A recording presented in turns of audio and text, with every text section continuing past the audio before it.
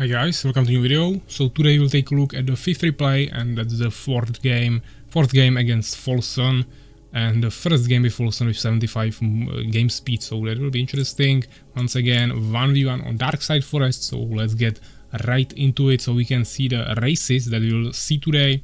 Once again, I'm playing as Empire, probably random, but it's giving me Empire in these games, so that's interesting. And as you can see, Folsson is also playing Empire, so we have an Empire mirror. I think we didn't see this yet in the replays. We saw a Fallen mirror before, but now we have an Empire mirror. So definitely looking forward to this. I'm not sure if I actually if we played a single game with Beast race against Folsson, but we had Beast in the first game against All Star. Actually, yeah, sorry, first game with Folsson is also Beast, so we already saw each of the races at least once.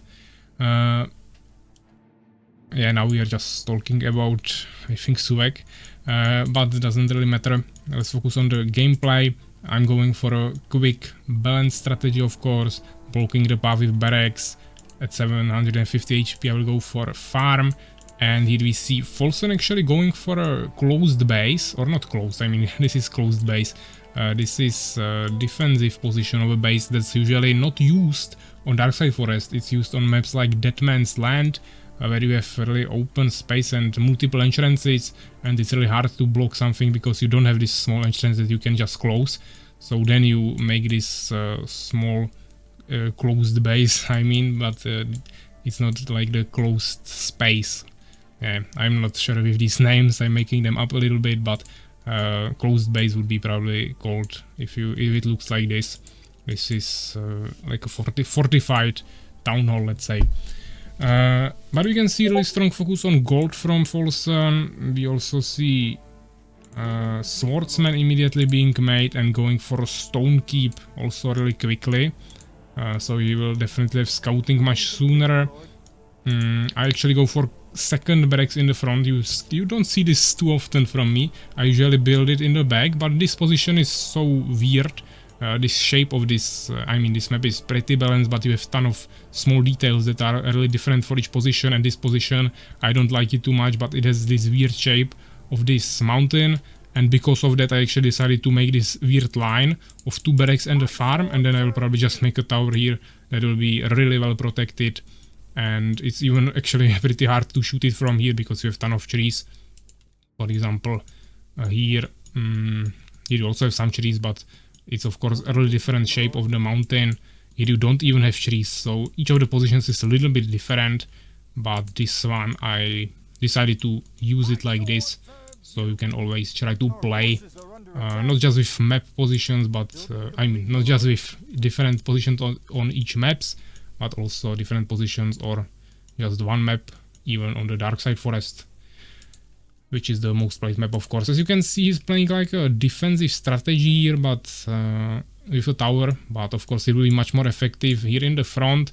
You'll see how I will react to this. Here's some swordsmen here.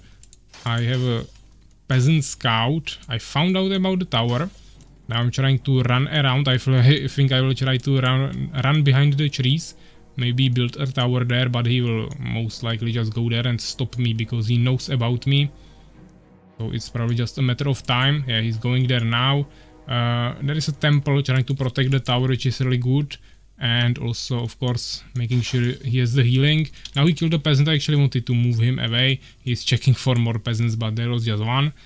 I probably wanted to move to this area because it will be much easier for me to actually stay here and actually build some towers. Or I could just move here and then maybe scout later for some Valkyries or something. As you can see, I'm just spamming more swordsman, going for blacksmith, making town hall, making this wall even longer with another 11th century, or I mean first 11th century, but another building. 11th century, of course, really important in Empire Mirror. At least one phoenix is nice for scouting, but you also want to have some anti-air ready. As you can see, this is a really bad macro from Folsson. 800 gold, doesn't have population. I don't know what he was doing there. But yeah, the farm is now near to be, I mean now it's near to be finished, but this is really bad. But I'm still not sure what is his strategy, because he left the base open like this. He's not going for Valkyries, which would make sense with a tower and game like this. But as you can see, he's just going for a standard strategy with Gnome Workshop and Temple. And as you can see, I'm going for this nice strategy that you see, for example, Suvak play really often. Also Makrozerg sometimes, since they play together quite a bit. And it's this small section that you build in front of your base. It's really good on this map especially. You just walk across, you build a tower here and you protect it by a farm and a temple. You can do also protect it with a Gnome Workshop, for example, doesn't really matter, but you want to somehow protect it, so it cannot be attacked too well. Now I actually built a Gnome Workshop behind it, and then you will just build an expansion here and you will already have some towers around it, protected, so that's really good. Also it will help you if they decide to attack from here or from here, so this is a really strong position. I'm also making the Phoenix now to scout the enemy. Outside of that, I'm just standing in front of his base. I know where he is because I was here with the peasant before. And now I'm just making sure that he doesn't go anywhere. Of course, I probably just check the expansion, so I know that he doesn't have an expansion. And by standing here, I can just make sure that he won't make it later too. He's actually going for a castle, which is really interesting. So we can expect maybe some more advanced units. Of course, he has a tower, so I cannot really rush here, even though he actually maybe has a stronger army. Or I mean, he definitely has stronger army because he has priests. But I think we both had 8 swordsmen, so even without the priests, he would maybe want to fight me there. But as you can see, with this, it's really easy to expand. I was not expanding in any of the previous games, but here I was pretty confident because I had this really nice setup, and I also knew exactly what he was doing, so this was really safe for me to do. He's going for Obsidian Tower, so he wants to make quick mages, which is not something you usually see.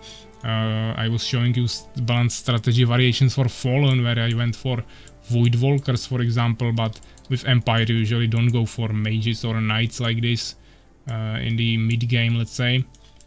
But he decided to go for that. I am okay with that because I am making an expansion, I'm scouting with a Phoenix.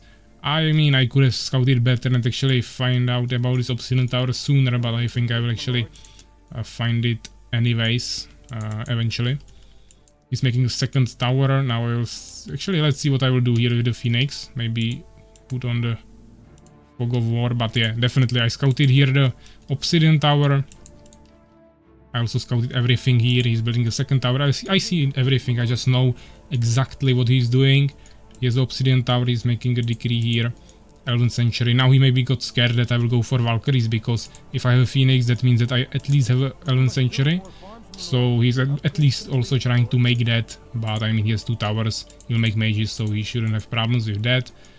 To be honest, mage is super expensive, it's 150 gems, 1 mage. He also of course needs 100 for a decree, and that is really expensive. You just cannot really make it just with 1 base. Yeah, he will make 2 mages and he's out of gems, and he needs to wait like a minute for another 150 gems. With Void Walkers it's not that bad, because even though the freeze is 150 and decrease only 100 gems, Void Walkers are only 100 gems, and that's the thing that you need to spam, so it's much cheaper. Also, it doesn't cost so many other resources, I think, and also here you actually need to spam the decrease. There you just freeze something and you don't really need too many of them. You kinda kill the army with the rest of your units. Here you actually try to kill the army with the decrease. So my Phoenix is healed. I'm scouting again, checking the expansions and everything, which is really nice. Here I'm just trying to pump new peasants to my expansion. As you can see, I'm using both of my town halls, Town Hall and Stone Keep. I also have a blacksmith. Maybe I'll already research something here, but now I'm not researching anything. Trying to maintain the resources under control, let's say, at low. As you can see, Folsson, once again, not really the best micromanage, but he's just waiting for gems for mages. As I said, it's not the best idea. He doesn't even have population, so he should at least spend this on new farms or even peasants for wood, maybe. Now I'm going for scale mail, for some armor for swordsman, which is nice. I even made a dryad. I don't know if that was my strategy to counter the mages. I was probably expecting him to make like 2 mages and attack me, so I wanted to enchant them. But of course, once he makes more of them, I probably won't really bother with that too much. He actually made this 11th century and is not even making a single phoenix because he just doesn't have gems for that if he wants to keep producing more mages. Now he's spending the gold on swordsman, which is probably a good idea, but he won't have too many priests, which I also don't have too many of them yet, but it will be no problem for me. I'm also making a ton of catapults, which will be really nice to siege this with the towers. And as you can see, I'm basically fully closing this base, just letting it open here, which is basically unpushable. Because there is a tower and I can come to his back from this side. I also have the army here right now. So I'm just closing this because this is a vulnerable spot. So fully closing it from the other side with another barracks. And also it's a nice position for another production building. So I can also start sending units from different directions. Of course here we have two barracks. First is being upgraded to advanced barracks. While also spamming more swordsmen. As you can see, I still have at least some gems ready. Also now has 200 gems. Now, I don't know what the excuse would be now. Now he cannot be waiting for gems for a mage. And he still has 1000 gold. Of course he wants to go for an expansion, probably maybe even scout. But right now he's really not doing anything. Actually he has a phoenix. Okay, so he spent some gems on that. He's a little bit injured, so I probably attacked him a little bit. Now I healed my phoenix. Now I actually went for gnome arc. For even some extra harass. As you can see, he has quite a bit of swordsmen, but I have really similar amount of swordsmen ready as well. And he has only 3 mages and 1 priest, 2 priests. I have like 6 priests and 3 dryads ready, and also 4 catapults, also a tower. I have gnome arc, another dryad. And if I have resurrection, which actually I'm researching now, that's a little bit late. But that should be still fine. As you can see, he's expanding here, which is really smart from him, trying to find a place on the map where I will least likely go and try to find it. Now, as you can see, I'm going for this strategy, putting my dryads in gnome arc, probably. Maybe I will now put some swordsmen there because I will try a different thing, but eventually, as you can see, I'm going with dryads here, and that's really smart because then I can easily drop them on the mages and he cannot one-shot them before I can get to them with a decrease, so I will just drop them here immediately, enchant him, and it should be GG. I will also drop some swordsmen there with the dryads, so they can protect the dryads from the swordsman attack of my enemy. I'm not sure if he has trailblazing, but I definitely have. I have injured phoenix here, I should be more careful, so I don't lose him, but he has protection, or not protection, but reduction of fire damage, which is his only range anti-air right now. A little bit harder to go here with the catapults, but hopefully... I think he eventually will retreat or he will attack from here, but... actually it would be maybe better for him to attack from this side. As you can see, I have another tower here, also quite well protected with a farm, gnome workshop and town hall, so he cannot do anything with that as well. And... I'm not sure if he already saw the catapults, but it's kinda obvious. I actually didn't see this for a while, so... That's not the best scouting from me, but I have only 1 phoenix. Actually scouting these expansions now. He's also not really scouting with his phoenix, but... I mean, I could also have 3rd expansion, or I mean 3rd town, 2nd expansion somewhere. But that's not the case right now. He's just spamming more swordsmen. I'm using the gems for more mages. I see that he moved here, so I will move back from this side. There was 1 catapult that was just kinda... actually bugged. I mean, not bugged, but it went there by mistake, so now I decided to just move forward. So the catapult can join my army again from this side. I'm just making more and more upgrades for my swordsmen and also going for the castle. But I think I didn't want to go for mages, I just wanted to go for knights. So I have something that is really durable against the decrease.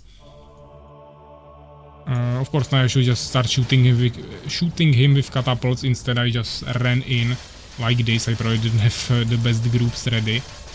Now he saw the arc. He maybe wanted to go for decrease on my priests, which he actually managed to do here with really poor micromanagement. And this was really poorly played by me. But as you can see, I still managed to at least resurrect my priests. But he managed to kill all of my priests and all of my catapults. Fortunately, I was able to rush him from the back with my arc. Enchanted at least some swordsman, swarmed him with my swordsman, and managed to kill all the priests with another catapult. So even though I played this really poorly, my macro actually saved me here, because I was able to make army that is stronger. So even though I didn't have the best micromanagement, I was able to beat him anyways. Now, as you can see, I don't have any anti-air, so I cannot even kill this. I have only this one Phoenix, but I mean, it's not really relevant to fight Phoenix fights 1v1. We will just keep shooting each other for small amount of fire damage, and eventually we will both use Nova and fly away. I still didn't find this, but now I'm going on this scouting route with my Phoenix, so hopefully I will eventually get there. As you can see, I have scout points everywhere, and yeah, here you can see it's a rally point. So the Phoenix will eventually get there, and then I will just go destroy it. I'm also building some barracks in the front. First of all, I wanted more production buildings for swordsmen because I had a ton of gold left, and also I of course want to move my production buildings more in the front so I can support this. I knew for a fact that he doesn't have expansion anywhere here, so I was thinking and expecting that I had a stress advantage, which I had because I had this much sooner, but he actually also had an expansion, so eventually I found out about this. It was the last position that I checked. Fortunately, I was already going for another expansion, so even if I didn't find this, I would still have much more resources. He's not even mining here too effectively yet. As you can see, I'm just going to deal with that with 8 swordsmen that I'm sending there with my no mark, so that's a really easy solution. Right now I'm just spamming more units, even though I upgraded to the castle since we fought. I want to remake my army as quickly as possible, but as you can see, sorry for that, as you can see, I have triple the population taken, so it should be really easy. Now I just forced him away. As you can see, he went in the town hall. Maybe some of the peasants will run away because they are actually quite quick, but eventually I will just destroy this. Then I will scout with my Phoenix the positions, probably better from now since I saw that, but he won't be able to expand again. I also don't think he saw this, and even if he did, he has nothing to do with that. He's trying to run around here maybe. Actually, I managed to catch his Phoenix with enchant, which is really nice, but I didn't have my Phoenix here, so I decided to remove that. He also made a catapult finally, but I have 5 of them, so that's much better, of course. He has 2 peasants here from the expansion, but cannot really use them for anything. As you can see, I'm bringing a Phoenix with my no mark, so we cannot kill it with his Phoenix. And now I'm going with this peasant for probably another expansion, even here, either here, or maybe just 4 gems here, we will see. But at this point I have basically full population, so he cannot do anything. He is maybe still trying to make mages, or I don't know. He has 2 Phoenixes now. Actually Valkyrie beacon, so maybe he wants to go for Valkyries because he knows that I don't have any anti-air units. But I have the 11th century, I have towers at home, so I should be fine, even if he went for full Valkyries. He's starting another expansion, but we'll destroy that. Now I found out about 2 Phoenixes. Oh, he's actually going for steamers, I totally forgot about this. But as you can see, okay, he'll definitely destroy this with decrease probably. Or maybe not yet, we'll see. I'm trying to one-shot the mages as soon as possible, but yeah, he'll probably kill all the catapults here. But maybe I'll try, yeah, I actually managed to pull them back quickly enough. Now he's shooting the swordsmen, they are pretty durable, and he would need to spam more decrease to kill this, even though he has mana here. If he casted one more decree here, he would kill like 8 units. Now I found out about the steam birds. Even though I don't know why he went for the Valkyrie beacon then if he is not making any Valkyries, but okay, he decided to go for steam birds. I cannot really do anything with that. You also cannot enchant them, so the only thing I could do is use my Phoenix, but he probably already killed it since he had 2 of them. But as you can see, it doesn't really matter. Steamers are really good, but I have so much units that I will just destroy him before he can kill my army. Actually, I have 1 swordsman stuck here, okay. Of course, I still need to destroy this, but I will find out about that probably really soon. He's not even producing any more units. I already destroyed the gnome workshop, so he cannot even make more steam birds. And as you can see, I'm making elf rangers because I was also expecting some Valkyries since I saw the Valkyrie beacon. But I'm also making phoenixes at the same time. As you can see, they're actually pretty strong with fire damage because As you can see, Steamer is taking 190, which is a really weird number, but 190% from fire. So that's really nice. He cannot even attack air units, so the only way of him stopping me is with a Phoenix, but as you can see, I can just catch him with enchant from my Dryad and then kill him with my Phoenix. And I also have the Rangers here shooting the Steambird, and finally Folsson decided to say GG and leave. And this is the end of the replay.